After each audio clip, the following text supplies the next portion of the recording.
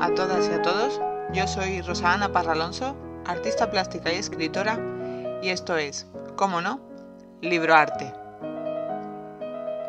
Hoy, 4 de diciembre de 2023, el acento del mundo del arte lo pondremos sobre la escultura, dándole así una pincelada a una de sus disciplinas más complejas y completas. Pero antes, quiero agradeceros de corazón vuestra implicación en el canal. Llevo más de 500 visualizaciones en poco más de una semana, y eso es importante para mí, que empecé sin saber muy bien qué iba a conseguir y estáis logrando que se superen mis expectativas. Antes de entrar en materia, quiero que os acordéis de suscribiros al canal dándole a la campanita. Es importante también que me dejéis vuestras opiniones sobre los vídeos y si tenéis alguna sugerencia que la hagáis sin ningún tipo de problema. Ya tengo algún mensaje en mis redes sociales de estudiantes de Historia del Arte que me han pedido que hable de algunos temas en concreto y si todo va bien, lo iré publicando en sucesivas semanas. Como mejor exponente para este apartado podría haber escogido a mi amado Miguel Ángel Buonarroti, pero creo que es de recibo que pongamos el foco en nuevos no, porque no son nuevos, pero en artistas más desconocidos. Igual que la semana pasada hablé de Artemisia Gentileschi, este año voy a hablaros de otro escultor que tuvo la suerte de estudiar el arte del Renacimiento de cerca. Pero bueno, no me voy a adelantar y os lo iré contando poco a poco. Quiero haceros una breve introducción, algo que nos ayudará a entender la importancia de este arte, y es que la historia de la escultura tiene voz propia, como podréis comprobar, pues al igual que el dibujo tuvo que imponerse como arte individual, porque estuvo durante muchos años dependiendo de la arquitectura, por ello se la conocía como la escultura monumental. De ahí nacen las dos tipologías de esculturas que existen. Las de bulto redondo, que tienen la capacidad de ser vistas desde cualquier punto alrededor de la misma, que son las llamadas estatuas, que están exentas de un marco, es decir, de un pórtico de una catedral románica, por ejemplo, de esas que vemos en ese arco de medio punto que las esculturas van acompañando en su forma. Y por otro lado tenemos los relieves, que están unidos a un plano. Lo que tienen en común es que son tridimensionales y tienen un volumen, y con esa independencia se consigue ser un arte por sí solo. La escultura en sí ha cubierto dos necesidades principales de la vida de las personas, que son la profana y la religiosa. La primera está dedicada a los poderes políticos y a la representación del poder, y la segunda a la adoración o como objeto de culto mágico. Se ganó el derecho a ser un arte individual porque a la hora de elaborar un bulto redondo o un relieve se requiere una ardua tarea de preparación. Ello implica el dibujo. Tiene que haber bocetos sobre lo que se quiere hacer y una vez aclarada la idea hay que elaborar un modelo. Normalmente suelen ser modelos de arcilla, de cera o de yeso para poder observar la tridimensionalidad real de la misma y evidentemente lo importante es poder mostrárselo al cliente por si quiere hacer algún cambio de última hora, abordarlo sobre el modelo y no sobre la propia obra. Una vez abordados esos cambios, si es que se hace alguno, las medidas de la copia se trasladan al bloque de piedra, de madera o del material sobre el que se vaya a trabajar definitivamente mediante el sacado de puntos. Así lo hacían ya en el siglo XVI y así dejó constancia Giorgio Vasari en el capítulo 9 de su obra La vida de los artistas. Por su parte, la composición escultórica se ha debatido entre dos corrientes, la del reposo y la del movimiento, como en la pintura, entre lo estático y la captación del instante en el momento de la acción. Podría resultar evidente que una escultura, por ser lo que representa, debería estar en forma de reposo, de no movimiento, pero sin embargo, el crecimiento de los antiguos maestros consiguió que el ritmo y la tensión fuesen los elementos a lograr. El ritmo fue expresado en la estatuaria griega con la contraposición armónica de las partes del cuerpo, conocido como contraposto. Pero el movimiento se podía conseguir y se consiguió a través de secuencias rítmicas lineales, helicoidales, oblicuas. en fin, una infinidad de formas. La escultura manierista utilizó la forma serpentinata, que como su nombre indica, realiza un movimiento complejo de la rotación de la figura o del grupo escultórico, que gira en espiral desde la base hacia arriba. El mejor ejemplo es el realizado por Gian Bologna en su Rapto de las Sabinas, como un giro helicoidal y una vista, por lo tanto, totalmente circular. Tras estas brevísimas notas sobre la escultura, quiero que nos adentremos en el trabajo y vida de nuestro protagonista de hoy, que no tuvo ningún problema en convertirse en uno de los escultores de renombre del siglo XIX. Con tan solo 9 años comenzó su andadura artística. Jean-Baptiste Carpux nació en 1827 en Valenciennes, la conocida Atenas del Norte, en Francia, a unos 200 kilómetros de París.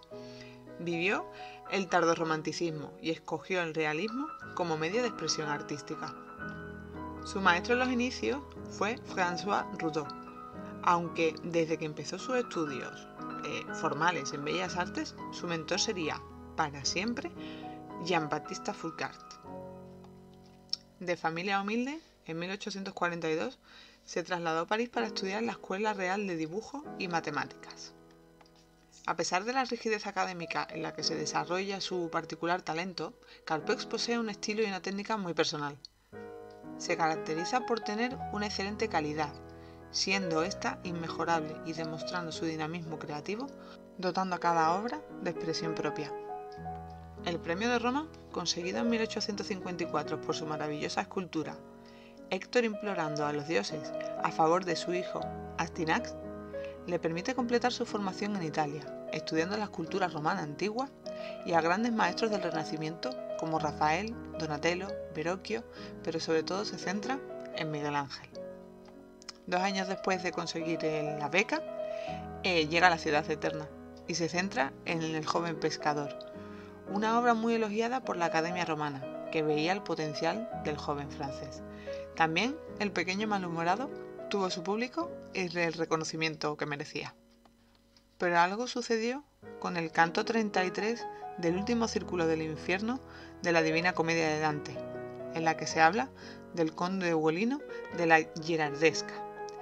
Os recomiendo la lectura sobre la historia de este pisano, pero ahora os hablaré con un poco de brevedad y con la finalidad de que entendáis el grupo escultórico de Carpux sobre su papel en la obra literaria.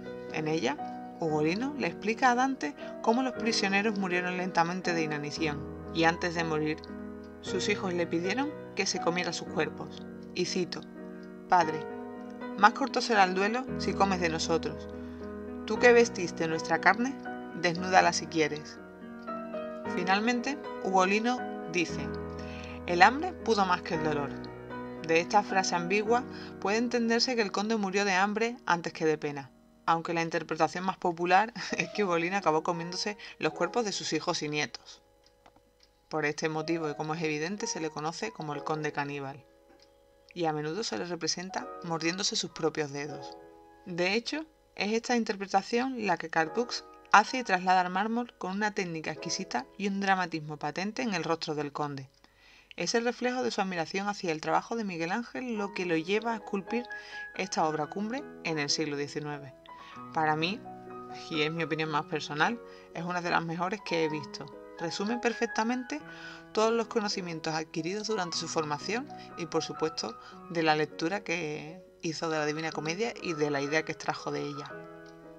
Carpux permaneció en Italia hasta 1861, que retornó a su ciudad natal, pero al año siguiente regresó a la capital de Francia, donde fue presentado a la corte y pasó a ser el retratista no oficial, esculpiendo ese mismo año el busto de la princesa Matilde y obteniendo varios encargos de Napoleón III, a quien admiraba profundamente. Participó en la decoración exterior del pabellón de las Tullerías y en la ópera Garnier. Este último fue muy criticado, como una ofensa a la decencia, y el original de la danza, que es el grupo escultórico que trajo bastante polémica, se expone hoy en el Museo de Orsay. Pero os cuento con más detenimiento porque este grupo escultórico merece también un punto aparte. Y es que en 1863, Charles Garnier, el arquitecto de la nueva ópera de París, encargó a 4 artistas diferentes 4 grupos escultóricos para decorar la fachada del edificio. Carpux debía tratar el tema de la danza, que se compone de 3 partes: el amor loco, el genio de la danza y las 3 gracias. La preocupación esencial del escultor era expresar la sensación de movimiento, lo que logró mediante una doble dinámica, vertical y circular, quedando el genio saltarín dominando el conjunto, arrastrando la ronda de vacantes en un desequilibrio permanente. Pero como no, los desnudos femeninos de este grupo fueron juzgados como inapropiados. De hecho, llegaron a lanzarle tinta para solicitar su retirada. Los últimos años de su vida fueron bastante oscuros. La guerra franco-prusiana hizo menguar los pedidos. Al mismo tiempo, Carpoix se divorció de su mujer en 1874, 4 años después del inicio de la guerra. Y bajo la influencia de sus padres y falto de dinero, llegó a abandonar la dirección de su taller y se mudó a Courbevoie, donde falleció el 12 de octubre de 1875, a la temprana edad de 48 años, a consecuencia de un cáncer de vejiga. Su volumen de trabajo no fue muy grande, pero lo que dejó fue maravilloso. Yo hice una exposición en este verano pasado en Laredo, en Cantabria, donde expuse 17 dibujos. Uno era, evidentemente, la cara del conde de Ugolino, porque la expresión hay que admirarla, y quise inmortalizarlo de esa forma para poder tener al alcance y poner al alcance del espectador ese rostro, pero no fue el único. También escogí la parte en la que su hijo le abraza por las pantorrillas y que muestra esa desesperación que cuenta Dante Alighieri en el canto 33, como he dicho antes.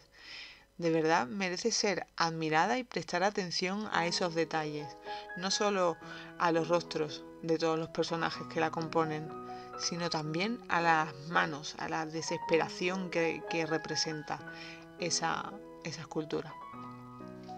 Bueno, espero que os haya gustado el contenido de hoy sobre la escultura y como protagonista teniendo al francés Jean-Baptiste Carpeaux, y que bueno, solo deciros que os suscribáis dándole a la campanita, dadle a me gusta si es que os ha gustado y compartid con vuestros contactos para poder seguir creciendo y llevándome tantas alegrías como me he llevado en esta semana al ver esas 500 visualizaciones por vuestra parte.